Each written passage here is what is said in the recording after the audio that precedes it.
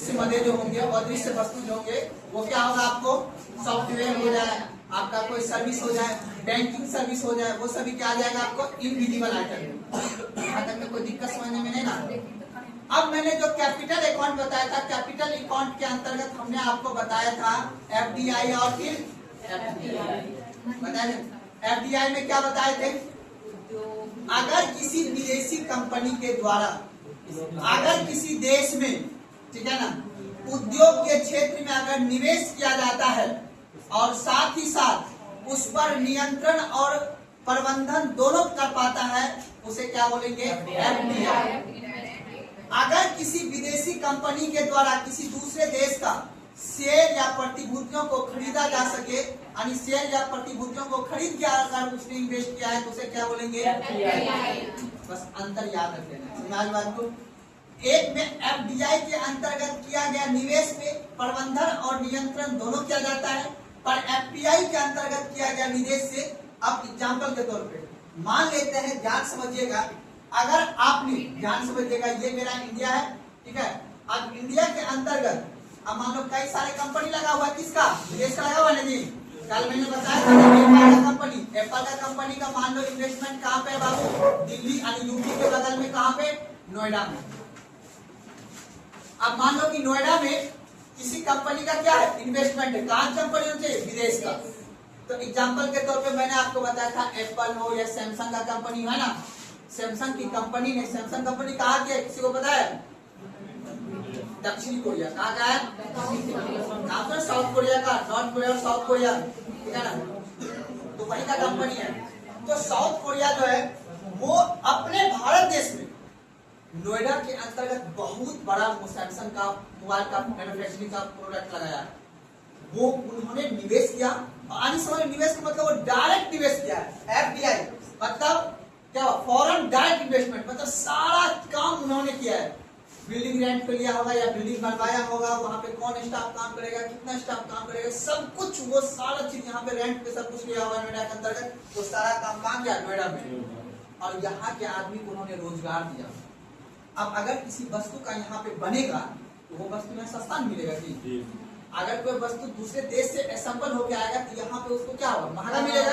इसीलिए हमारे भारत देश के सरकार ने उससे अनुरोध किया, रिक्वेस्ट किया कि आप मेरे यहाँ आके वस्तु का निर्माण कीजिए, यानी विनिर्माण कीजिए, मैन्युफैक्चरिंग कीजिए, ताकि हमें यहाँ पे प्रोडक्ट क्या हो, सस्ता हो। और जब प्रोडक्ट सस्ता मिलेगा तो हर आदमी उसे खरीदने की भावना रखेगा। अभी सैमसंग मोबाइल है ना, तो सैमसंग मोबाइल हर व्यक्ति खरीदने का काम करेगा। ठीक उसी प्रकार एप्पल फोन, आईफोन के अंतर्गत भी वो डायरेक्ट हमारे यहाँ इन्वेस्टमेंट किया और इन्वेस्टमेंट करके हर किसी को रोजगार भी दे रहा है, और यहाँ पे आईफोन क्या मिलेगा, सस्ता मिलेगा। समझ में मेरी बात आ गया ना। तो डायरेक्ट जो इन्वेस्टमेंट करे वो क्या होगा, आपको एफडीआई के अंतर्गत।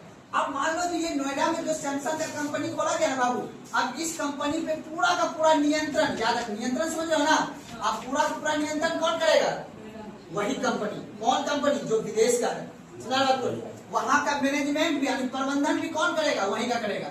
यानी एफडीआई के अंतर्गत किया गया निवेश, जो कंपनी निवेश करेगी ना, उसी कंपनी मैनेजमेंट भी करेगी। मैनेजमेंट का मतलब पूरा का पूरा उसका डायरेक्ट नियंत्रण उसी करेगा। 1 मिनट में फोन करके बोलेगा कंपनी बंद करो तो बंद करो, लेके चलेंगे तो लेके चलेंगे, सुना बात को ना। लेकिन अगर एफडीआई के अंतर्गत मान लो एग्जाम्पल के तौर पे अपने भारत देश के अंतर्गत कई सारे कंपनी है, एग्जाम्पल के तौर पे मान लो कि जैसे जियो कंपनी, रिलायंस है, या फिर एग्जाम्पल के तौर पे आप मान लो कि टाटा कंपनी है। आप मान लो कि अपने देश में टाटा की कंपनी है।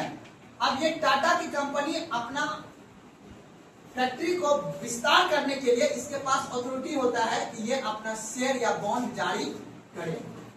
अब ये टाटा कंपनी जब अपना शेयर का जारी करेगा, ठीक है ना, अब ये शेयर जारी करेगा तो शेयर जारी करने के बाद क्या करेगा, कोई विदेशी कंपनी इस शेयर को खरीद लेगा, या फिर भारत सरकार को जब पैसा का अत्यधिक जरूरत पड़ेगा तो भारत सरकार भी अपना शेयर या प्रतिभूतियों को क्या करती है, जारी करती है। अब ये प्रतिभूतियां या शेयर को जारी करेगा तो विदेशी जो कंपनी होगा, चाहे मान लो चीन का हो या फिर ब्रिटेन का हो या अमेरिका का हो, उसे वो खरीद लेगा, ठीक है ना। जब वो खरीदेगा तो उस कंपनी का स्टार्टअप पे या सरकार पे कोई नियंत्रण नहीं होगा, सिर्फ वो शेयर खरीदा है। जब उसे मौका मिलेगा तो शेयर उसे बेच सकता है, समझा बात को। उसके बदले में कंपनी उसको क्या देगी, पैसा देगा। लेकिन एफडीआई के अंतर्गत किया गया निवेश अर्थात अगर हमारा देश दूसरे देश से ऋण लेगा या फिर कोई कंपनी दूसरे देश से ऋण लेगा, अगर एफडीआई के तहत कोई मतलब निवेश किया हुआ है तो याद रखना उस पर पूरा का पूरा नियंत्रण रहेगा, ठीक है। जैसे मैंने अभी बताया सैमसंग का हो गया, आपका एप्पल का हो गया। अब जैसे एग्जांपल के तौर पर रेलवे, अभी पीयूष गोयल ने अभी एक एडवर्टीजमेंट जारी किया हुआ है। उनका कहना है कि हम सारा रेलवे लाइन जो बना रहे हैं वो निवेश करके बना रहे हैं, मतलब वो शेयर जारी किया है सरकार की तरफ से प्रतिभूति करोड़ रुपए का। अब मान लो वो करोड़ रुपए का शेयर जारी कर दिया, अब कोई आदमी उसको खरीद लेगा, फिर उस सरकार के पास जब पैसा आएगा तो सरकार पास पैसा आने के बाद फिर वो रेलवे लाइन बना देगा, फिर उसी रेलवे लाइन से कमा के सरकार फिर उसी आदमी को क्या कर देगा, वापस कर देगा। तो एफपीआई के अंतर्गत क्या गया, निवेश से जो है उस पर नियंत्रण नहीं रहेगा, यानी जो रेलवे लाइन बनेगा उस पर किसी कंपनी का नियंत्रण नहीं रहेगा, किसका नियंत्रण रहेगा, सरकार का नियंत्रण। लेकिन इस कंपनी पर नियंत्रण किसका रहेगा, सरकार का नहीं रहेगा। जिसने निवेश किया है उसका, इसलिए लिखा हुआ है यहाँ पे प्रत्यक्ष विदेशी निवेश, समझा बात को, फॉरेन डायरेक्ट इन्वेस्टमेंट, डायरेक्ट निवेश किया हुआ है, उस पर पूरा का पूरा कंट्रोल रहता है। तो अब एग्जाम में पूछता है एफडीआई के अंतर्गत किया गया निवेश पर कंपनी का पूर्ण नियंत्रण होता है, तो बोलना है हाँ, समझना, पूर्ण तरह का कंट्रोल रहता है। लेकिन एफडीआई के अंतर्गत किया गया निवेश जो है वो क्या रहता है, पूर्ण नियंत्रण नहीं है, कोई भी नियंत्रण उसका नहीं रहता। जिसकी कंपनी नाम से होगा उसका नियंत्रण होगा, भले आप उसका शेयर है आपके पास, शेयर मतलब समझता हो ना, हमने पैसा दिया है इस कंपनी को चलाने के लिए, तो फिर कंपनी ये वापस कर देगा आपको, समझाने बात को ना। शेयर बॉन्ड समझते हो, अभी कैपिटल मार्केट जब पढ़ाएंगे तो हम विस्तार से बताएंगे। शेयर बॉन्ड समझते हो, कौन आदमी शेयर बॉन्ड समझते हो, एग्जांपल देके समझाता हूँ।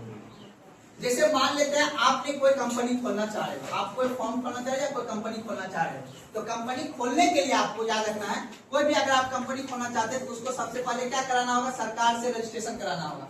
आपने रजिस्ट्रेशन करा दिया सरकार से, अब आप कंपनी का कोई वैल्यू होगा आपका, जहां आपने जमीन लगाया होगा, मान लेते 5 बीघा में आपने इस कंपनी को खोला है, तो 5 बीघा का वैल्यू होगा ना, मार्केट में होगा, एनएस के बगल में होगा।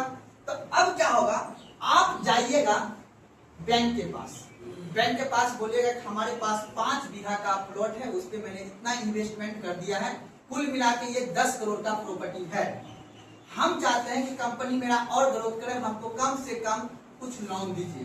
तो आपको याद है एमसीआरआर जो पढ़ाए थे, जितनी इस कंपनी का वैल्यू होगा उसका 80% के लगभग उसको लोन मिल जाएगा, कोई दिक्कत नहीं समझने में।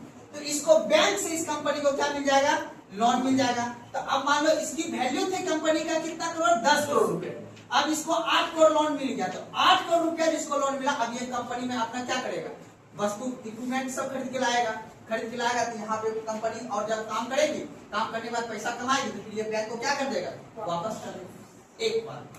दूसरी बात, कंपनी और ग्रोथ हो गया, अब कंपनी के पास पूरा का पूरा मशीन हो गया, कंपनी का वैल्यू हो गया, अब मान लो इसको जोड़ दो, 18 करोड़ वैल्यू हो गया इसका, 18 करोड़ वैल्यू हो गया अब इस कंपनी का। अब ये बोला नहीं, अब हम कागज जारी करेंगे, बॉन्ड जारी करेंगे। बॉन्ड का मतलब हुआ कंपनी अपनी एक कागज जारी करके पब्लिक में देगा, अगर आप इस कागज को खरीदते हैं ना, ठीक है ना, तो आपको इतना रुपया मिलेगा।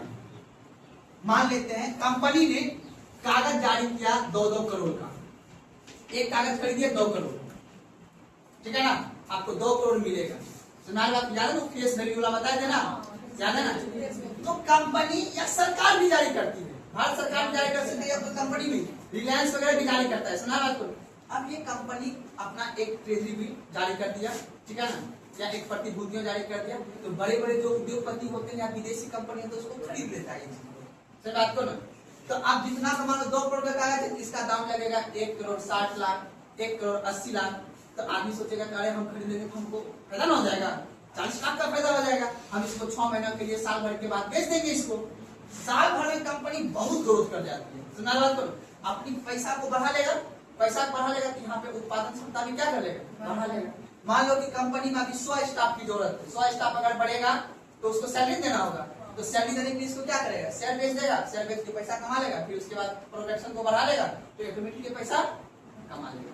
जैसे एग्जाम्पल के तौर पर अभी बताओ, अपने महसूल बाजार में अगर अपन 20 रुपए वाला पानी को अगर 10 रुपए में सेल करने लगे तो ज्यादा बिकेगा, है ना। 20 रुपए वाला कोल्ड ड्रिंक अगर हम बना लें, समझ आ रहा है, तो मान लो बिस्लरी की जगह बहुत सारे कॉफी मिलता है, पानी का मिलता है, नहीं मिलता है, मिलता है नहीं मिलता है? आसान भाषा में समझो, हमारा आपने कोई कंपनी खोला पानी का, वाटर का, ठीक है ना, आप बोले में हमें 10 रुपए में बेचेंगे, हमें कोई जरूरत नहीं शाहरुख खान से प्रचार कराने का, ठीक है ना। तो कहने का मतलब आप क्या साबुन का या किसी भी चीज का कंपनी खोलिएगा तो उस हिसाब से आपका आगे काम चलेगा। समझ बात को। इसी तरह अपने देश में तो बहुत सारे कंपनी, सरकारी कंपनी याद है, जैसे एचपी का नाम सुने, एचपी का काम क्या है, वह एक IOL नाम सुने, इंडियन ऑयल वाला, जिसका काम है, ONGC का नाम सुने हो, जिसका काम है कि कच्चा तेल को कन्वर्ट करके वो पेट्रोल डीजल के रूप में बनाना, वो अपना देश में सबसे ज्यादा FDI लाता है, ठीक है ना, ONGC कंपनी, ठीक है ना, रिलायंस, जियो, और उसके बाद आपका हो गया ये रेलवे, अपना जो रेलवे है ना, ये आपको क्या लगता है नमो भारत, वंदे भारत, भारत सरकार चला रही है? नहीं, किसी दूसरे देश का किया हुआ निवेश से ये चल रहा है, और फिर हम उसके बदले पैसे देते हैं तो सरकार रेलवे को चुकाती है। याद है ना वो पूंजीगत हम लोग जो प्राप्तियां करते हैं, वही FDI के रूप में आता है। तो अब याद रखना 3 टूल अब आपको समझना है। पहला टूल याद है, RBI के पास कौन सा टूल है? मौद्रिक नीति। सरकार के पास राजकोषीय नीति, और एक पास है सरकार के पास, इसको बोलते हैं वैदेशिक नीति या व्यापार नीति। ये 2 नीति अर्थात 3 नीति के माध्यम से सरकार के पास ये पावर है कि हम पैसा को कब बढ़ा सकते हैं और कब सरकार की पैसा को घटा सकते हैं।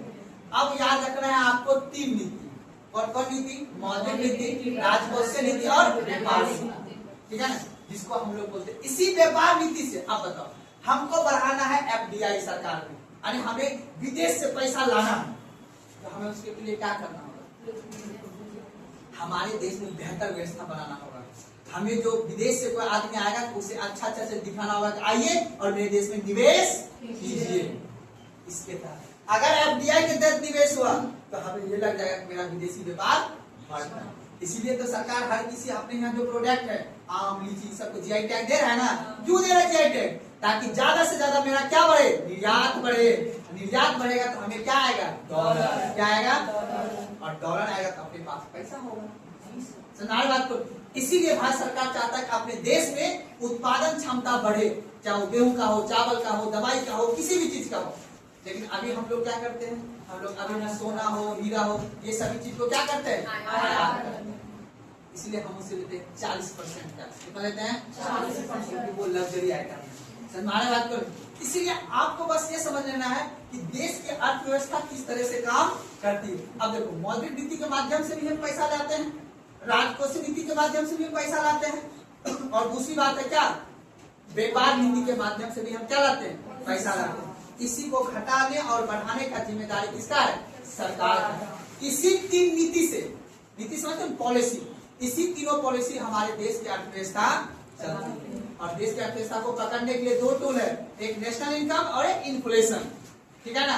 अगर अपने देश की GDP को बढ़ाना है तो हमने राष्ट्र आय को बढ़ाना होगा, और राष्ट्र आय कब बढ़ेगा? जब पर कैपिटा इनकम बढ़ेगा, और पर कैपिटा इनकम कब बढ़ेगा? जब अपने देश में इन्फ्लेशन। सुनार बात को। इसीलिए सरकार ये कोशिश करेगा कि अपने यहाँ उत्पादन क्षमता बढ़े। उत्पादन बढ़ेगा तो रोजगार बढ़ेगा, रोजगार बढ़ेगा तो बस आदमी के पास क्या आएगा? इनकम आएगा, और इनकम आएगा तो व्यक्ति क्या करेगा? Purchasing power. अब आप बताओ, अपने मैस्को में V2 मॉल कब खुलेगा? जब अपने लोग के पास यहाँ पे उद्योग खुलेगा। उद्योग खुलेगा, हर आदमी के पास क्या होगा? नौकरी होगा। जब नौकरी होगा तो हर किसी के पास इनकम होगा। इनकम होगा तो परचेजिंग पावर बढ़ेगा। परचेजिंग पावर बढ़ेगा तब अपने यहाँ हर किसी का दुकान अवेलेबल रहेगा। डोमिनोज का हो, पिज्जा का हो, बर्गर, सब मिलेगा। तो बात को ना, अभी आप लोग चाउमीन खाते हो 10 रुपए वाला खाते हैं ना, ठेला पर वाला, ठीक है ना, है ना जी। कभी मोमोज खाए तुम लोग, खाना नेपाल से मंगा के मोमोज या कहीं से भी ऑनलाइन करके बेगूसराय वगैरह से आपको 250 रुपये में देगा वो 16 मोमोज। बड़ा अच्छा लगता है खाने में, ठीक है ना। डोमिनोज वगैरह मिल जाता है, ठीक है ना। तो कोशिश ये करना है, पर कैपिटा इनकम बढ़ेगा तभी आपको हर चीज का बेहतर व्यवस्था। दिक्कत सुनाई बात को ना। अब चलो सरकार आप देखना FDI और फिर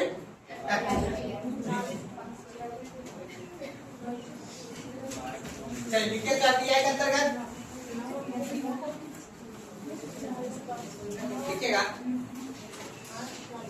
इसका उद्देश्य FDI था, इसका उद्देश्य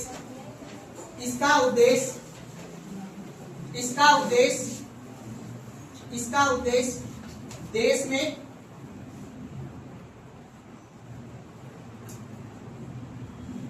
रोजगार को बढ़ाना,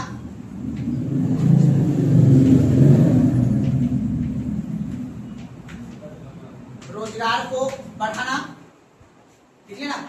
उसके बाद उत्पादन क्षमता को बढ़ाना,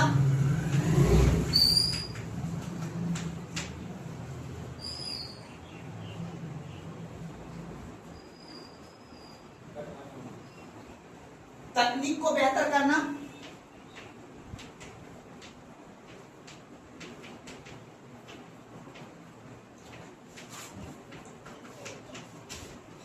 कोई दिक्कत?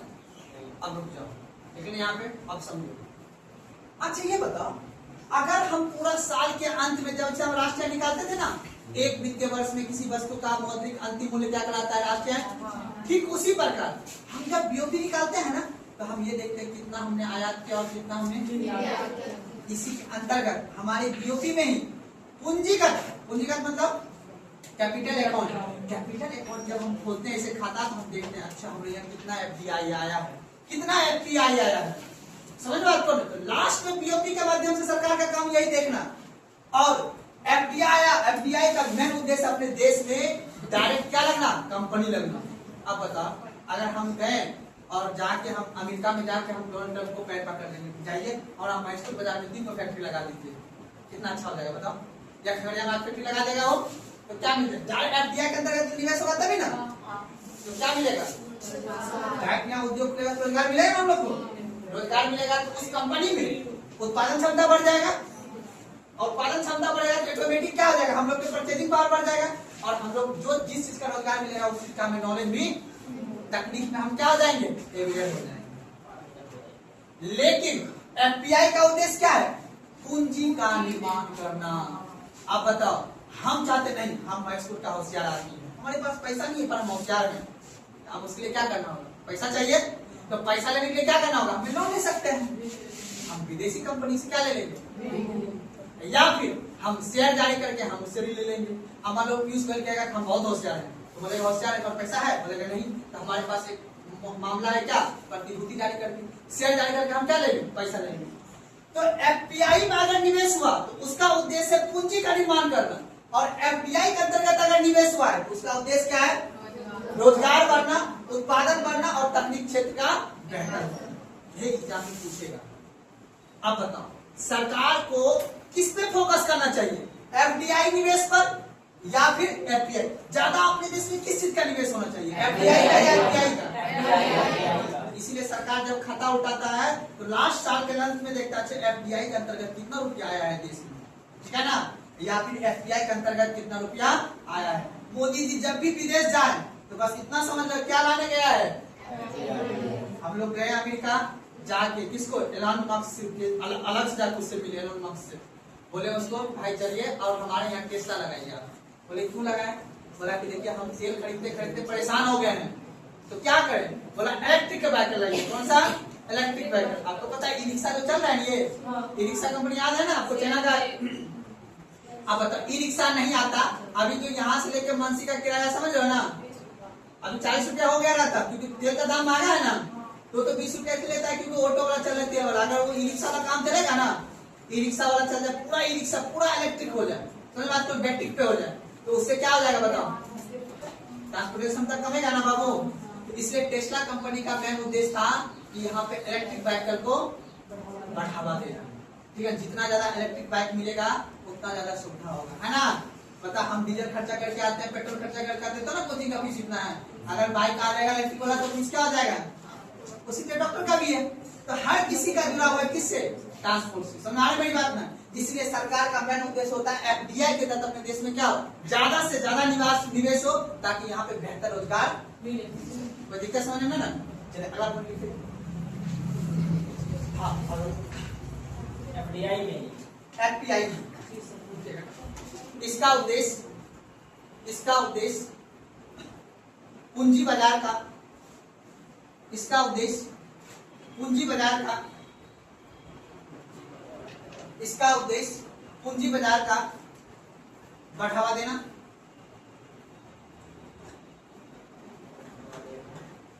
पूंजी बाजार का बढ़ावा देना। चल अगला पॉइंट लिखिएगा एफडीआई के अंतर्गत पूछेगा एग्जाम में, लिखिएगा जब कोई विदेशी कंपनी, एफडीआई लिखिएगा जब कोई विदेशी कंपनी या संस्था, जब कोई विदेशी कंपनी या संस्था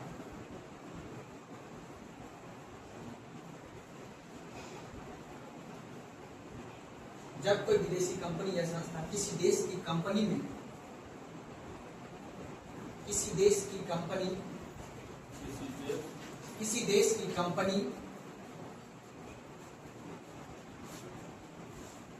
कोमा उद्योग, कोमा उद्योग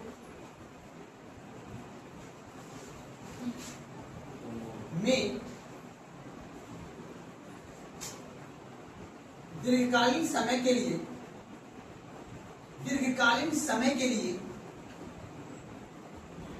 निवेश करती हो, दीर्घकालीन समय के लिए निवेश करती हो तथा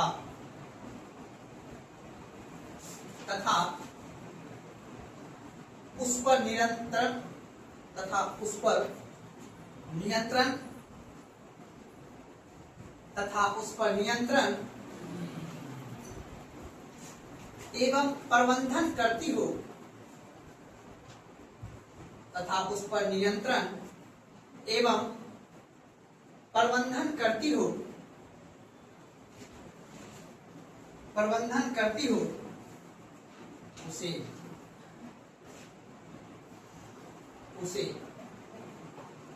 प्रत्यक्ष विदेशी निवेश कहते हैं, उसे प्रत्यक्ष विदेशी निवेश कहते हैं या उसे एफडीआई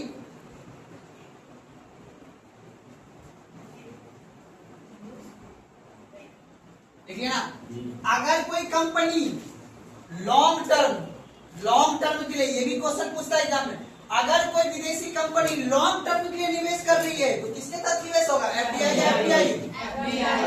ऑप्शन देखो चार्ट पूछ देगा, एफडीआई, ठीक है, एफपीआई देगा और एफआईआई देगा, वो आगे समझाऊंगा मैं, ठीक है। समझाने बात को ना, इसलिए याद रख लेना है आपको कि किसके तहत दीर्घकालीन इन्वेस्टमेंट कहां से होगा, एफडीआई के अंदर। अगर किसके तहत कंपनी पे नियंत्रण या प्रबंधन किया सकता है, किस निवेश के द्वारा, समझा रहा। अब अल्पकाल के लिए अगर कोई निवेश कर रहा है तो किसके तहत निवेश करेगा, जिसको हम बोलते हैं शॉर्ट टर्म के लिए। समझा बात को। तो अगला पॉइंट लिखिएगा एफपीआई, जब कोई विदेशी कंपनी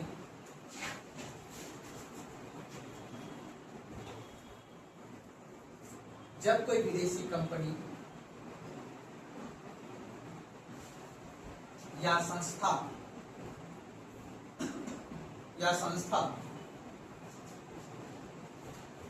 किसी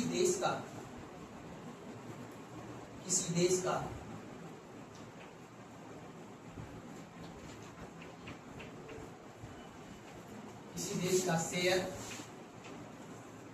बॉन्ड,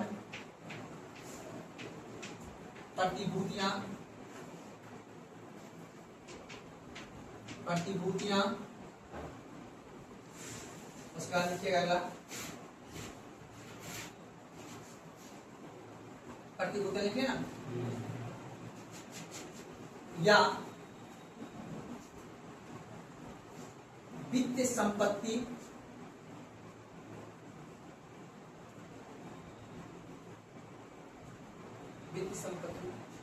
में अल्पकाल के लिए निवेश करती हो, अल्पकाल के लिए निवेश करती हो, अल्पकाल के लिए निवेश करती हो, किंतु कंपनी के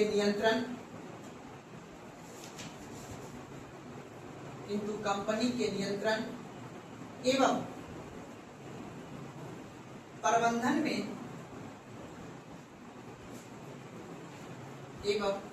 में भागीदारी नहीं निभाती हो, भागीदारी नहीं निभाती हो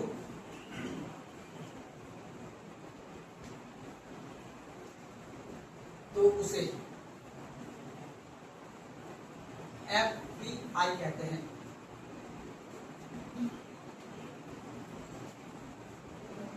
तो उसे एफपीआई कहते हैं। कोई दिक्कत समझने में? याद रखना बाबू, यही सवाल पूछता है एफडीआई एफपीआई में। अब बताओ अल्पकाल के लिए किधर कौन सा किसके तहत निवेश होगा? एफडीआई के लिए। किसके तहत? कंपनी पे नियंत्रण। किस निवेश के तहत? कंपनी पे नियंत्रण भी ना हो और कंपनी पे कोई प्रबंधन भी करने की जिम्मेदारी ना हो, किसके तहत निवेश किया जाएगा? अब बताओ, कहीं अंग्रेज वाला फिर से कानून दोहरा नजर आया था अपने देश में, बोला कि हम आपके यहाँ अच्छा से रोजगार खोलेंगे, आया हमने यहाँ व्यापार लगा दिया और आप को गुलाम बना के रख दिया। तो सरकार को कभी ये भी डर रहता है कि हम ज्यादा एफडीआई के तहत निवेश नहीं करेंगे, आएगा और अपने देश में कंपनी लगा के क्या पता वो डायरेक्ट प्रत्यक्ष निवेश करेगा तो दिक्कत ना हो जाएगा। इसलिए सरकार चाहता है कि नहीं, कहाँ से निवेश हो जाता है? एफडीआई। दोनों का अलग अलग उद्देश्य। इसके तहत है कि पूंजी का निर्माण होगा और इसके तहत क्या है? डायरेक्ट आपको रोजगार वगैरह मिल जाएगा। सुना बात को? तो इसके तहत क्या है कि अगर कोई रिलायंस की कंपनी है, जियो कंपनी है, सरकार का कोई रेलवे कारखाना है, तो उसके तहत सरकार अपना बॉन्ड शेयर प्रतिभूतियां जारी करके उसको बेच के उससे पैसा ले आएगा, फिर सरकार उसको बाद में पैसा वापस। समझा बात को? कोई दिक्कत है ना? उसी तरह ठीक यहाँ भी होता है। आपको देखो, अब मान लो कि सैमसंग कंपनी ने अपने यहाँ खोला, तो अपने यहाँ अगर उद्योग लगाया तो उसका एक ही उद्देश्य है, क्या? प्रॉफिट कमाना।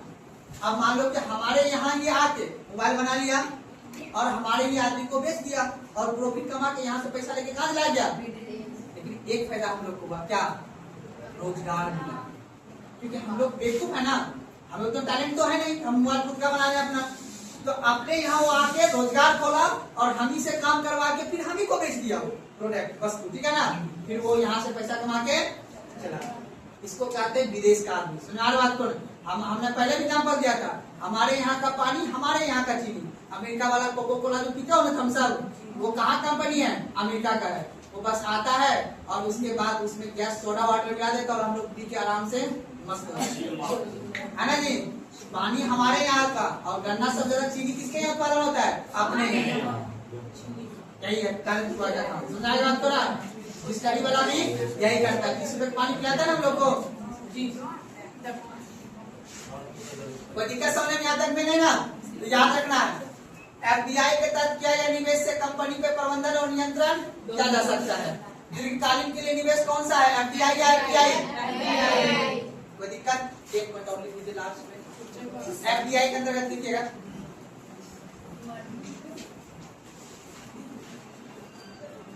लिखिएगा भारत देश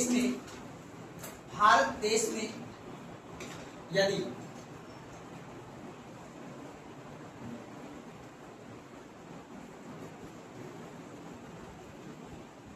देखिए ना, अब मुझे इसमें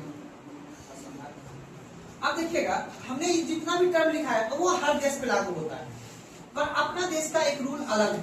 भारत देश में इसमें वर्ड लिखा है यहाँ पे। भारत देश कहता है अगर कोई कंपनी, विदेशी कंपनी अगर कोई निवेश कर रहा है, हम उसको एफडीआई और एफपीआई तभी मानेंगे, उसके लिए एक रूल बनाया हो।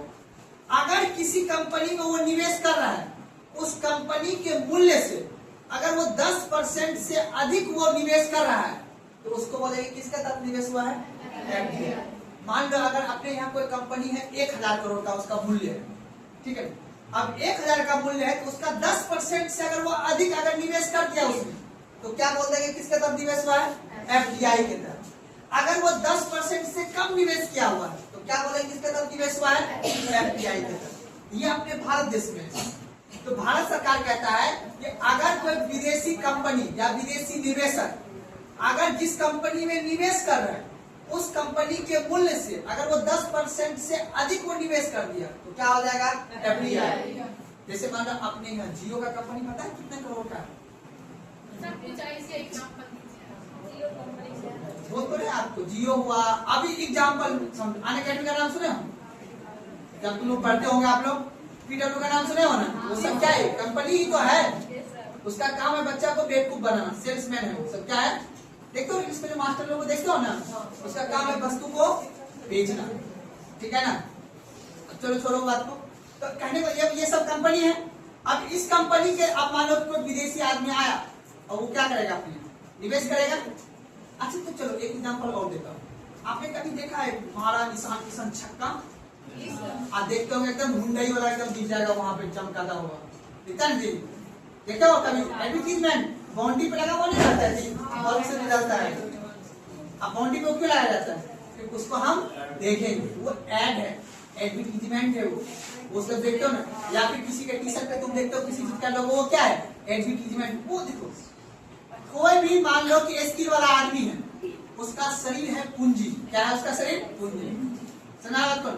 हम लोग का भी शरीर क्या है? पूंजी एक तरह से, लेकिन हम लोग का उतना भी महंगा नहीं है। अब मान लो शाहरुख खान, अपना जो भोजपुरी का एक्टर है, वो सब क्या है? कैपिटल ही उसका शरीर है ना। वो अभी आके नाच देगा और पैसा लेके चला जाएगा। वो कोई बुद्धि देगी है यहाँ पे? नहीं तो बड़ा उसका शरीर क्या है? ऑर्केस्ट्रा में जो डांस करता है, महिला पुरुष जो भी है, उस शरीर क्या है? उसका पूंजी है, कैपिटल उसका शरीर हुआ ना। वो क्या अपना शरीर में वो उस तरह का टैलेंट जनरेट किया है, अब वो टैलेंट दिखाया, उसको पूंजी उसने निवेश किया और उसको क्या मिल गया? पैसा मिल गया। ठीक उसी प्रकार सब चलता है दुनिया में। समझ आगे बात को? इसीलिए याद रखना आपको, अगर कोई कंपनी जितने भी मूल्य का हो, अब मान लो क्यों पता है, लगभग समझ लो हमको ऐसा पता चला है 1000 करोड़ से ज्यादा का कंपनी है पीडब्ल्यू। 1000 करोड़ है ना। अब तुम सोचो एक पल के लिए, अब देखो ध्यान समझना बात को। अब ये जो कंपनी है, इस कंपनी का काम एजुकेशन देना, बहुत अच्छा का बात है, कोई दिक्कत नहीं। डीपीएसपी में लिखी हुई, अब बता सरकारी विद्यालय में अभी तक बच्चा नहीं सीख पाया, पहले 10 साल से पढ़ रहे हो। तो कहने का मतलब है कि अब सरकार थोड़ा सा कैपिटल को बढ़ावा दे रहा है, सही है, अच्छा, कोई दिक्कत नहीं। आप मान लो कि विदेशी कंपनी अगर उसको निवेश किया हो, अब उसको निवेश क्या होगा? 100% को निवेश किया होगा, ठीक है ना। अब निवेश करके वो क्या किया? ज्यादा से ज्यादा, अब चाहे तो वो ऑनलाइन क्लास आराम से दे रहा, कोई दिक्कत नहीं है। चाहे तो सरकार से कॉन्ट्रैक्ट, उतने तुम्हें लगता है कि हम समाज सेवी बनना है, तो पैसा आके जान छाट देते हैं, जाके किसी शो पे जाके सहानुभूति आके बोल के चला जाता है, आपको लगता है हम ही एक होशियार आदमी है, ठीक है ना। लेकिन हम लोग क्या है? बेवकूफ। हमें लगता है कि जो ज्ञान झाड़ है किसी प्लेटफॉर्म पे आके वो सच बोल रहे हैं, पर दरअसल वो सच, हमने पहले भी आपको बोला है। सुनाई बात को ना। इसलिए याद रखना है कि विदेशी जिस मूल्य का 10% से अधिक अगर कोई निवेश कर दे तो किसके तहत हुआ? 10% से कम। बस आप लोग एक बात सीख लेते, पढ़ रहे हैं इकोनॉमिक्स, सारा खेल किसका है? दुनिया पे संबंध किसका है? यार रिश्ता कितने प्रकार के होते हैं? पहले बताया ना जी, रिश्ता कितने प्रकार के होते हैं? 3 प्रकार। कौन कौन से रिश्ता? प्यार का रिश्ता, खून का रिश्ता और पैसा का रिश्ता। पति पत्नी के बीच किस चीज का संबंध? किसी का रिश्ता? प्यार का रिश्ता। किसका होता है? प्यार का। मम्मी पापा, सॉरी, मम्मी और बेटा के बीच या भाई बहन के बीच किस चीज का रिश्ता होता है? खून का। और पैसा का रिश्ता? अब देखना है कि कौन सा रिश्ता कब कमजोर होता है, किस चीज का रिश्ता मजबूत कब होगा, वो डिपेंड करता है कि आपके पास ताकत। चले आगे बढ़े, चलिए आगे बढ़ते हैं। आप लिखिए अगला पॉइंट, लास्ट पॉइंट लिखिए, आप ये चलिए लिखिएगा अगला पॉइंट, लिखिएगा भारत देश में यदि, लिखिएगा भारत देश में यदि निवेशी कंपनी, भारत देश में यदि निवेशी कंपनी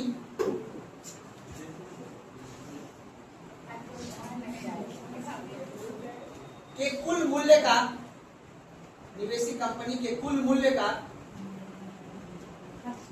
निवेशी कंपनी के कुल मूल्य का 10% से अधिक हो तो, 10% से अधिक हो तो उसे एफडीआई निवेश कहते हैं।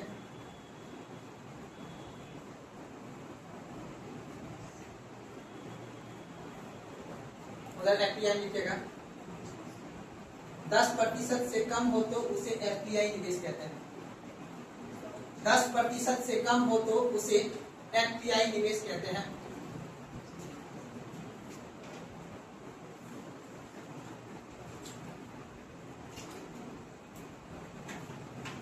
अब बताओ, खाना गर्म कितना देर रहता है? ज्यादा देर या कम देर तक?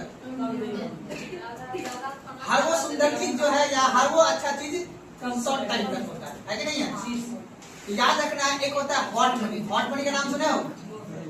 हॉट मनी कराता हुआ, कहने का मतलब है कि अभी ताजा ताजा जस्ट चेक निकला है, तो शेयर बॉन्ड हो है उसे हॉट मनी कहते हैं। क्या कहते हैं?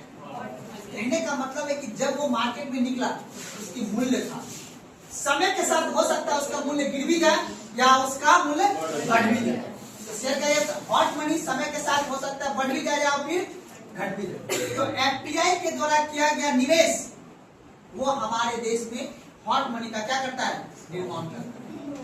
एफपीआई में लिखिएगा इसे, एफपीआई में इसे, हाँ एफपीआई लिखिएगा, एफपीआई इसे हॉट मनी भी कहते हैं, इसे हॉट मनी कहते हैं। कॉपी किताब मोड़ देते हो, पेज पलट देते हैं। इसे हॉट मनी कहते हैं।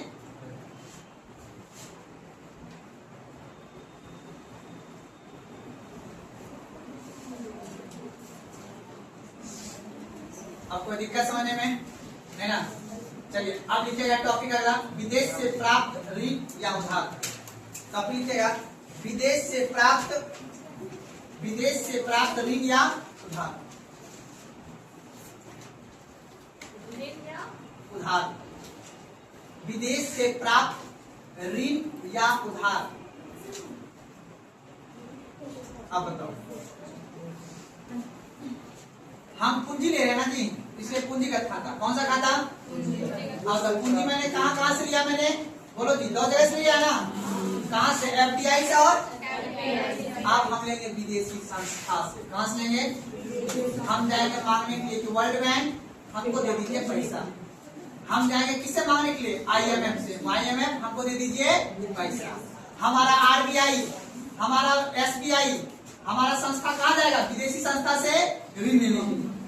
अगर कोई भारतीय कंपनी या फिर भारतीय सरकार विदेशी संस्था से जाके अगर ऋण लिया, है ना, हो सकता है ना? हो सकता है। हाँ। यहाँ पे क्या है? निवेश हुआ है। निवेश का मतलब है वो अपने देश से पैसा कमाना चाह रहा है। अब हम उससे ऋण ले रहे, लोन मांग रहे हैं, है ना? दोनों में अंतर समझ रहे हो ना? ये यहाँ पे आके निवेश किया है तो उससे वो पैसा प्रॉफिट कमा भी सकता है, नहीं भी कमा सकता है। लेकिन अगर हम आईएमएफ से लोन लिए हैं या हमने वर्ल्ड बैंक से लोन लिए हैं तो सरकार उससे क्या लेता है? अपना लायबिलिटी को बढ़ाता है। सुना बात करो, इसलिए मैंने टॉपिक लिखा है विदेशी, क्या लिखा जी? विदेश से प्राप्त ऋण या उधार। अब बताओ, विदेश से प्राप्त करता है दो व्यक्ति, एक सरकार और एक अपने देश की वाणिज्यिक कंपनी। वो क्या बोला मैंने?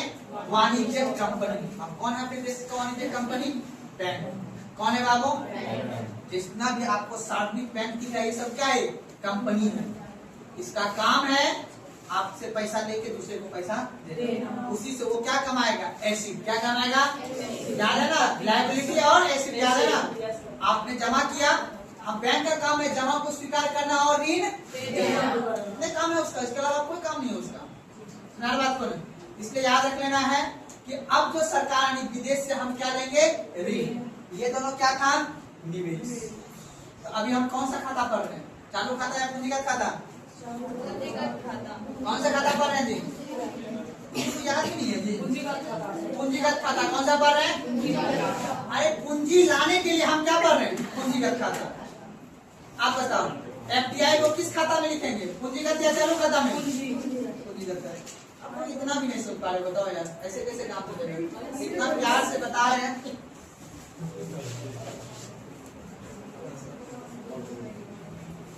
चलो एक बार फिर से अभी आते हैं टॉपिक पे। आप देखो कैलकुलेटर निकालते हैं। टॉपिक लिखे हमने, अभी टॉपिक जो मैंने लिखा है विदेश से प्राप्त ऋण। आप देखो याद रखना है ऋण या उधार, ठीक है? अभी क्या समझिएगा, हम क्या टॉपिक पढ़ रहे? चैप्टर का नाम क्या है बाबू? वैदेशिक क्षेत्र। क्या है बाबू? आप बताओ वैदेशिक क्षेत्र किसको बोलते हैं बाबू? अगर याद रखना, ध्यान सुनना, अगर निवासी और बाबू और कौन? गैर निवासी, इन दोनों के बीच कौन सा लेन देन? मौद्रिक लेन देन। कौन सा लेन देन बाबू? मौद्रिक लेन देन किया जाए। कौन सा लेवल पर? अंतरराष्ट्रीय लेवल पर। तो उसे हम क्या बोलेंगे? यहाँ तक बड़ी का समझ। अब इस वैदेशिक क्षेत्र को अध्ययन करने के लिए सरकार निकालता है बैलेंस, शेष निकालता है। क्या निकालता है? शेष। एक वित्तीय वर्ष के अंतर्गत निकालता है सरकार। तो हम जिसको क्या बोल देते हैं? भुगतान। क्या करते हैं? भुगतान शेष। क्या निकालते हैं? भुगतान शेष। बता देना। और उसके बाद हम एक टॉपिक होता अभी समझा नहीं है, विदेशी व्यापार दर, विनिमय दर, वो आगे कल पढ़ाऊंगा। लेकिन अभी हम सिर्फ क्या कर रहे हैं? भुगतान शेष। अब भुगतान शेष निकालने के हमने आपको बताया था ये 3 प्रकार के होते हैं। जिस तरह आपने बजट पढ़े थे ना 3 प्रकार से, अधिशेष बजट, बजट घाटा, बजट संतुलन पढ़े थे ना, ठीक उसी प्रकार हमारा भुगतान शेष। भुगतान मतलब समझो ना, भुगतान कितना डेबिट हुआ, कितना याद है ना? डेबिट होगा तो अपने देश में डॉलर आएगा कि जाएगा? और क्रेडिट होगा तो आएगा। इसका मतलब है क्रेडिट हुआ तो हमने वस्तु का क्या क्या निर्यात किया, आयात। अगर क्रेडिट डेबिट होगा तो वस्तु का आयात। समझ आ गया बात? तो अब देखो कैसे कैसे करके आपको समझा मिल जाएगा। अब भुगतान शेष के लिए आपने कल बोला था आपने एक व्यापार, क्या बोलेंगे यहाँ पे?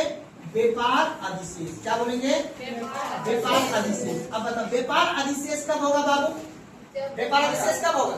जब आयात कम और निर्यात तब क्या होगा अपने?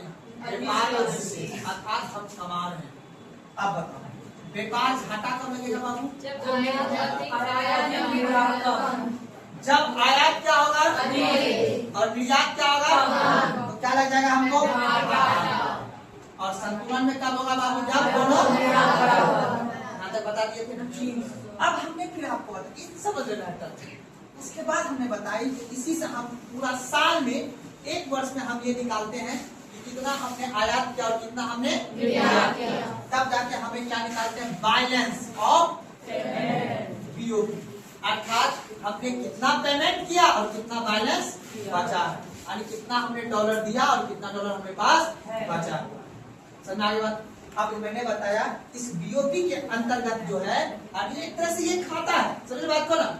अब इस बीओपी के अंतर्गत 2 प्रकार का खाता है। एक खाता का नाम क्या था बाबू? चालू खाता। एक का नाम क्या है बाबू? पूंजीगत खाता। अब बताओ जो मैंने चालू खाता, ध्यान से ना, अब जो मैंने चालू खाता बताया, इसमें मैंने बताया कि इसके अंतर्गत जो हम लिखेंगे इसमें क्या लिखेंगे? वस्तु और सेवा लिखेंगे। यानी वस्तु और सेवा का जो हम निर्यात कर रहे हैं उसका विवरण को हम तैयार करके कहाँ लिखेंगे? चालू खाता। इसको हम लोग बोलते हैं करेंट अकाउंट बोल देते हैं। अब उसके बाद मैंने आपको बताया कि अब इसी वस्तु और सेवा में भी मैंने आपको बताया कि एक होता है विजिबल वस्तु और एक होता है इनविजिबल वस्तु। मैंने आपको आसान भाषा में बोला था कि ये जो अगर जिस वस्तु का भौतिक साक्ष्य उसको क्या बोलेंगे? जिसका कोई भौतिक साक्ष्य नहीं उसको क्या बोलेंगे? अर्थात अदृश्य खाते के अंतर्गत जो है हम अदृश्य आइटम के अंतर्गत किसको रखेंगे? सेवा। दृश्य आइटम के अंतर्गत क्या रखेंगे? वस्तु। इन सभी को हम किस अकाउंट में जोड़ेंगे? चालू खाता में रखेंगे। कोई दिक्कत है समझ? उसके बाद दूसरा हम क्या कर रहे हैं? पूंजीगत खाता। अब पूंजीगत खाता में हमने आपको बताया कि हम विदेशी संस्था से हम क्या करेंगे? निवेश। क्या करेंगे? अब देखो पूंजी वर्ड समझ रहे हो ना? पूंजीगत खाता अर्थात हम इस खाता में ये देखेंगे कि हमने विदेश से कितना पूंजी लिया। यहाँ पे क्या था? चालू खाता में हमने कितना आयात निर्यात किया। अब बताओ ये पूंजीगत खाता हमने आपको बताया विदेश। अब बताओ विदेशी निवेश, ठीक है ना? अब विदेशी निवेश और उसके बाद हम बताया विदेशी संस्था से प्राप्त ऋण। अब विदेशी निवेश मैंने बताया एक एफडीआई और एक एफपीआई। उसके बाद अभी क्या पढ़ेंगे? विदेश से प्राप्त ऋण। इतना मैंने इस चैप्टर में आपको पढ़ाया। थोड़ा दिमाग को बढ़ाओ बाबू, ठीक है ना? हमको परेशान नहीं करना है, सुनाने बात को पढ़ के आना है घर से जाके, ठीक है? तब जाके क्वेश्चन बनेगा, नहीं तो फिर दिक्कत आ जाएगा। अब यहाँ से सोच के चलना कि कैसे कैसे करके हम पढ़ाए हुए हैं। राष्ट्र में भी याद है ना कैसे कैसे करके पढ़ाए? वस्तु याद रखना है कहाँ उत्पादन हो रहा है और कौन कर रहा है। जब तक दिमाग में नहीं चलाओगे तब तक बाबू नहीं होगा। मैं आपको चैलेंज के साथ दे रहा हूँ, 2-4 लड़की इस मेरा चैलेंज को शायद वो मानेगा भी कि आप YouTube पे भी पढ़ लो या फिर आप कोर्स खरीद के भी पढ़ लो। आप 10,000 का फीस कहानी दो, नहीं विश्वास है, अब बीपीएससी का एक कोर्स कर दो, या आपको कोई दीदी लोग पढ़ रहे तो उसका बोले रे कोई मास्टर है जो इकोनॉमिक्स पढ़ाता है, सीधा जाके आप राष्ट्रीय या इंडियन फाइनेंस जो भी आप हम पढ़ाएं कुछ चैप्टर जाके आप लोग पढ़ के आओ। मैं सीधा ओपन चैलेंज देता हूँ, सोच लो क्या गलत बोलने बाबू, है ना। तो इसीलिए देखो याद रखो, इसमें थोड़ा सा ध्यान लगा करो बाबू, इतना मेहनत से पढ़ा रहा हूँ तुम लोग पढ़ती नहीं हो। चलिए अब बता, अब हमें क्या करना है, विदेश से क्या लाना है बाबू, ऋण क्या लाना है। अब बता इसका विवरण को कौन सा खाता में लिखेंगे, चालू खाता या पूंजीगत खाता में लिखेंगे, पूंजीगत खाता। अब कंफ्यूजन होंगे। अब बता आयात निर्यात वस्तु और सेवा का आयात निर्यात को किस खाता में कौन करेंगे, अब एफडीआई को किस खाता में नहीं करेंगे, बस ये दिमाग में बैठा लेना है, समझ आई बात को। अब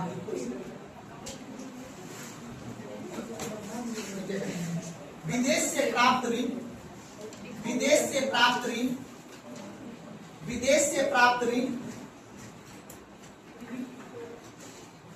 विदेश से प्राप्त ऋण सीधे तौर पर, विदेश से प्राप्त ऋण सीधे तौर पर देश की तरलता बढ़ाती है, देश की तरलता बढ़ाती है,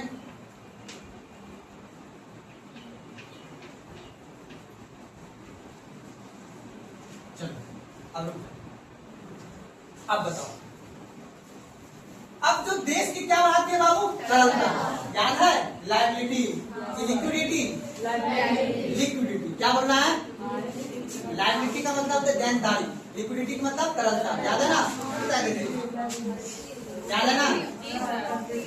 अब हमको अब समझो, अब देश की क्या बढ़ाना है बाबू, अगर देश में पैसा कैश क्या बढ़ाना है, कैश पैसा बढ़ाना है तो उसके लिए हमें क्या करना होगा, विदेश से, विदेश से क्या लेना होगा, अब जो देश में तरलता लेगा ना बाबू वो दो आदमी लेगा, एक खुद लेगा कौन बाबू, भारत सरकार, एक कौन लेगा खुद, भारत सरकार लेगा। अब एक कौन लेगा बाबू, अपने देश का, अपने ही देश का वाणिज्यिक कंपनी, वाणिज्यिक क्या बात नहीं करना, वाणिज्यिक कौन है बाबू, कंपनी। अब देखिए समझिएगा यहाँ पे भारत सरकार, अब बता देश की अगर तरलता बढ़ानी है तो विदेश से क्या लेना होगा, अब विदेश से ऋण कौन कौन ले सकते हैं, भारत सरकार और फिर अब भारत सरकार ऋण कहाँ लेगा बताओ, कैसी लेगा ऋण, वर्ल्ड बैंक, IMF से। अर्थात भारत सरकार किसी अगर विदेशी संस्था से ऋण ले रहा है तो आपको याद रखना है कौन सा हुआ, विदेश से प्राप्त ऋण, किसलिए ले रहा है, भारत में, अब भारत सरकार, या फिर अपने देश का कोई बैंक या कोई कंपनी ऋण ले रहा है तो उससे क्या होगा, अपने देश की समझा बात करो, इससे भी क्या होगा, पूंजी बढ़ेगा, इसलिए इस सबको कौन कहाँ करेंगे, कौन सा खाता में, देखिएगा विदेश से प्राप्त ऋण सीधे तौर पर देश की क्या बढ़ाती है बाबू, समझ आपको देश की क्या बढ़ाती है बाबू, तरलता बढ़ाती है। तो लिखिएगा पहला पॉइंट, क्लास से कहाँ गए, कॉल आया था तुम क्लास जब तो निकल जाएगी, लिखिए लिखिएगा विदेश से प्राप्त ऋण सीधे तौर पर क्या बढ़ाती है देश की, इसे दो भागों में बांटा गया है, इसे दो भागों में बांटा गया है, इसे दो भागों में बांटा गया है।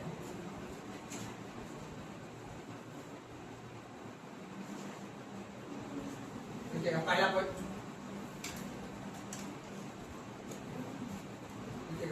विदेशी संस्था द्वारा प्राप्त ऋण, विदेशी संस्था द्वारा प्राप्त ऋण, विदेशी संस्था द्वारा प्राप्त ऋण, ऋण बोलो या उधार बोलो एक ही बात है,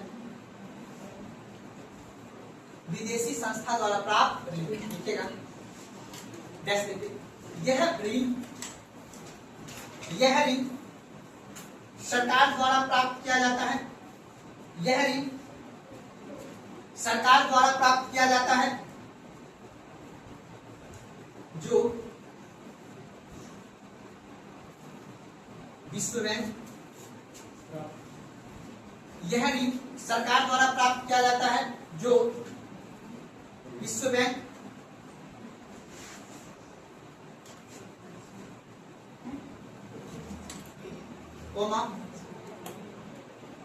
IMF,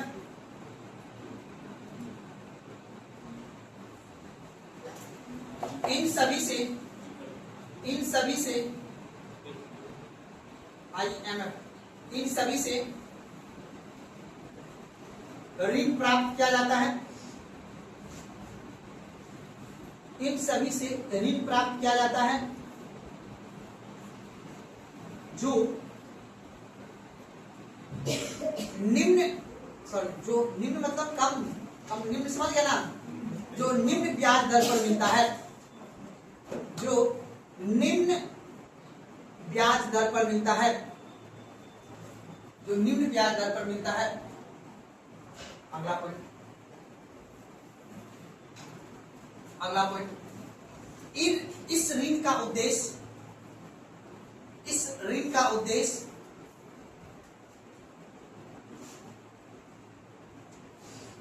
स्वास्थ्य, शिक्षा,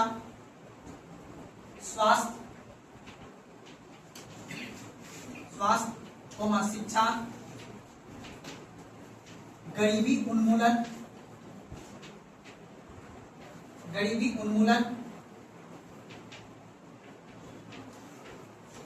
उसके बाद लिखिएगा लास्ट, बुनियादी ढांचे का विकास, गरीबी उन्मूलन एवं बुनियादी ढांचे का विकास,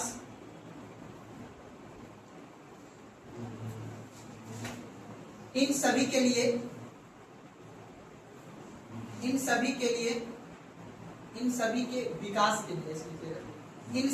विकास के लिए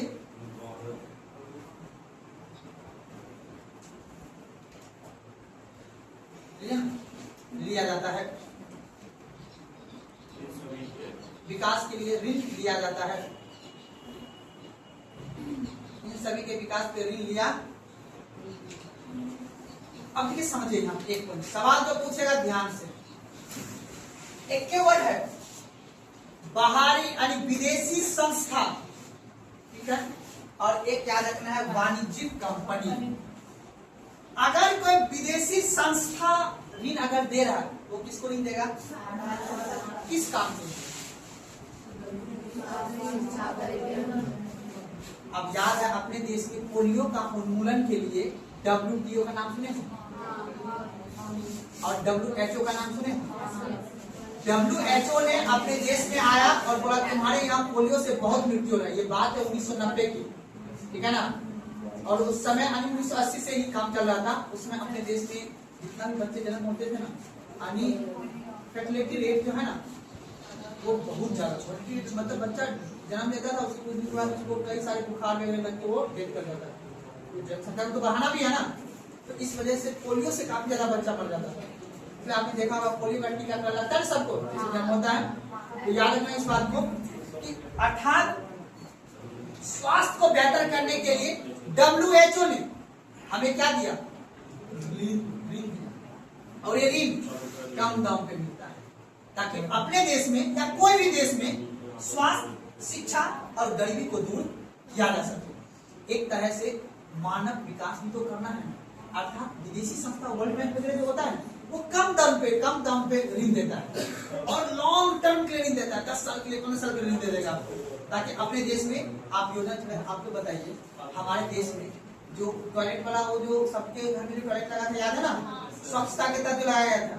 क्या लगता है भारत सरकार ने अपने पैसे चलवाया था?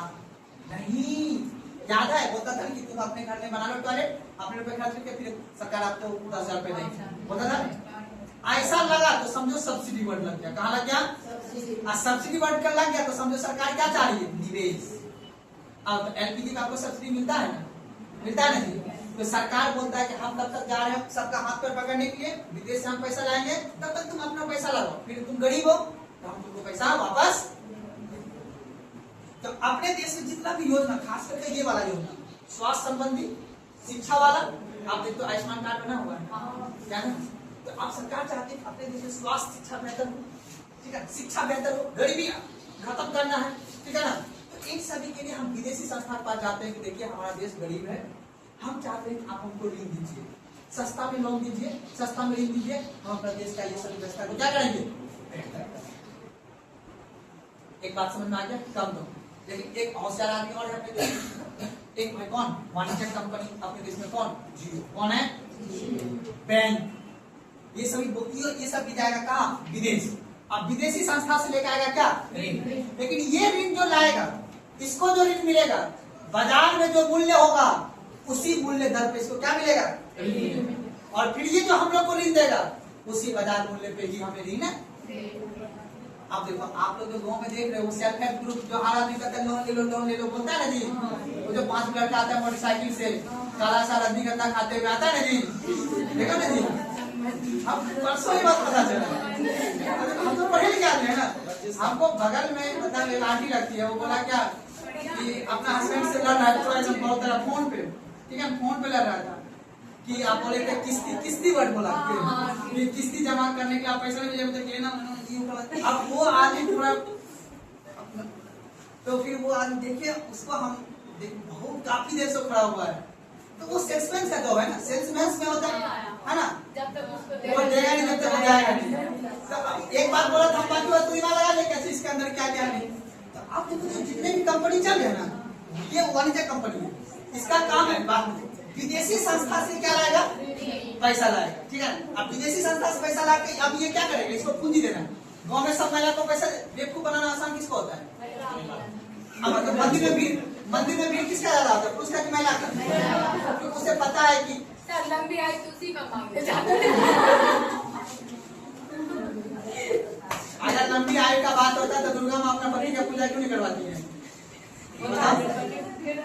नहीं होता ना। तो खैर छोड़ो इस बात को।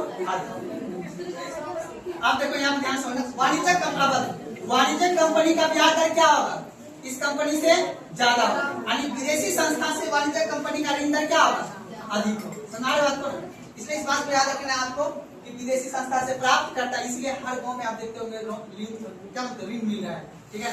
लेकिन ये कैमरा का अंदर वाला बात एक और भी है, जानते हो क्या,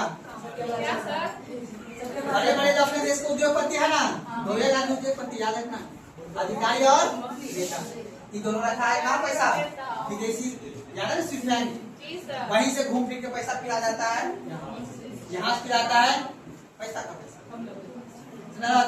वो जो ब्यूटी मॉल खोल लेगा, पहले डीएम सब क्या खोलता था, मॉल खोल देता था चुपके से, बोलते थे नहीं आप पकड़ा जाते हैं, आप पैसा का पैसा बनाना है। 10 को स्टाफ को हायर किया, फलाना कंपनी नाम से रजिस्टर करा दिया, प्लस सब जाओ महिला को लोन दो, ठीक है ना, फिर उसे फिर किस्ती कर लेना। तो इसीलिए कहने को तो पैसा को पैसा क्या करना है, पैसा बनाना है, ऐसे दुनिया चलता है, ठीक है ना। आप एग्जाम्पल दे रहा हूँ, देखो कैसे, एक डीएम साहब है, डीएम का नाम सुना ना, जिला का शक्तिशाली आदमी, उसी को हम मानते दुर्गा माँ। हमारे नजर में दुर्गा माँ कौन है, डीएम साहब। आप बताओ, सिंपल सी बात है, वो आएगा हमारा अपने यहाँ भी अभी अब जुलाई जहाँ तुमको दिख रहा है मकई का खेत, वहाँ जुलाई में क्या जाएगा, पानी, क्या जाएगा वहाँ, अब पानी आएगा, उसमें फंड आएगा, एक मान लो कितने खड़िया जी को मिला 300 करोड़ रुपया, कितना मिला 300 करोड़। डीएम साहब को इसका 5% आना है अपने पास, 8% जाना है किसके, टिक्का वाला, याद है टिक्का वाला कौन है ना, डिपार्टमेंट पे चलता है ना, ठीक है। अब देखो समझ आ गया बात को, तो उस हिसाब से बेचारा वो काम करते हैं, तो समझ उसको पैसा मिलता है। अब वही घूम फिर के पैसा कहाँ लग जाता है, तो वो लोग 3% को तो सही है ना, बहुत पैसा है, वो लोग लाख नहीं सोचता है, करोड़ में भी 5 करोड़ 6 करोड़ नहीं 100 करोड़। नियम साहब 100 करोड़ से कम का बात नीचे सुनार बात को ना, इस तरह से काम चलता है, सुनार बात को ना, चलाए बने। देखिए अगला लिखेगा बाहरी वाणिज्यिक कंपनी, दूसरा लिखेगा बाहरी वाणिज्यिक कंपनी, बाहरी या विदेशी जो भी लिख सकते हैं, बाहरी वाणिज्यिक कंपनी, बाहरी वाणिज्यिक कंपनी,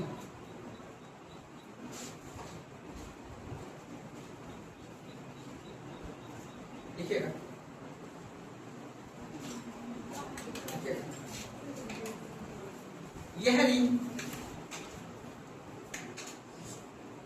यह ऋण निजी कंपनी, यह ऋण निजी कंपनी या सार्वजनिक कंपनी के द्वारा लिया जाता है। यह ऋण निजी कंपनी या सार्वजनिक कंपनी के द्वारा लिया जाता है।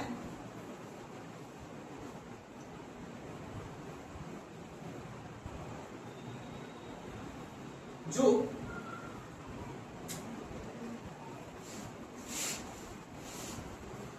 विदेशी वाणिज्यिक बैंक से, जो विदेशी वाणिज्यिक बैंक से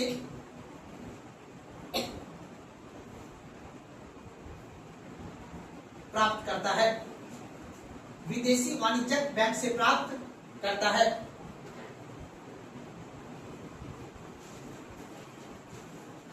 इसका उद्देश्य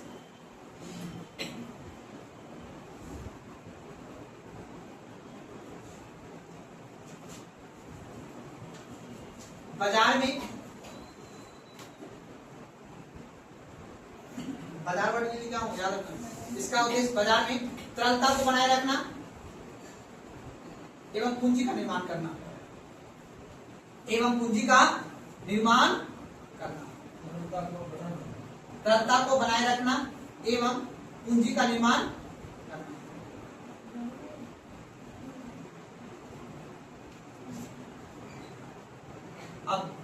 अब बताओ, अब वाणिज्यिक बैंक अपने यहाँ का कौन है? वाणिज्यिक कंपनी एसबीआई है ना।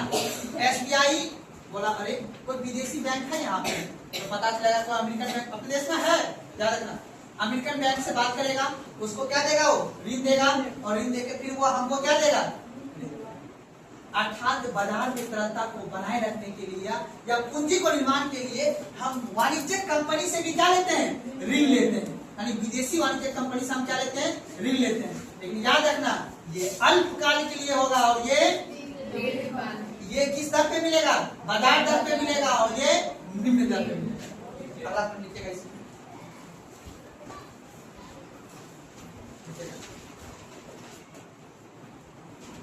इसका ब्याज दर, इसका ब्याज दर, इसका ब्याज दर, इसका ब्याज दर बाजार के प्रचलित दरों पर, इसका ब्याज दर बाजार के प्रचलित दरों पर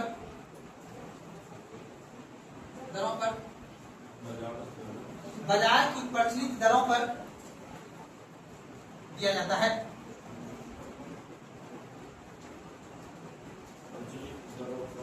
दिया जाता तो दिक्कत यहाँ पे आपका टॉपिक होता है बैलेंस ऑफ पेमेंट। अगला टॉपिक लिखिए आप लोग विदेशी विनिमय दर, फॉरेन एक्सचेंज रेट, ठीक है ना। विदेशी विनिमय दर।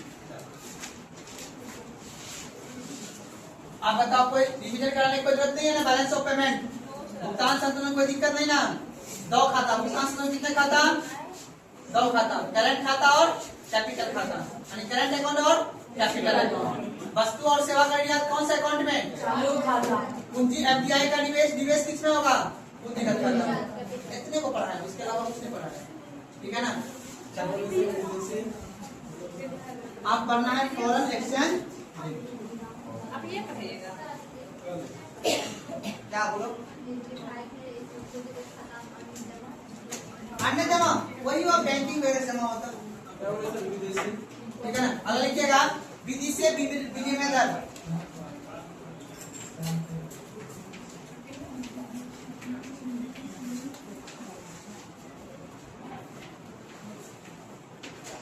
कितना टाइम हुआ जी?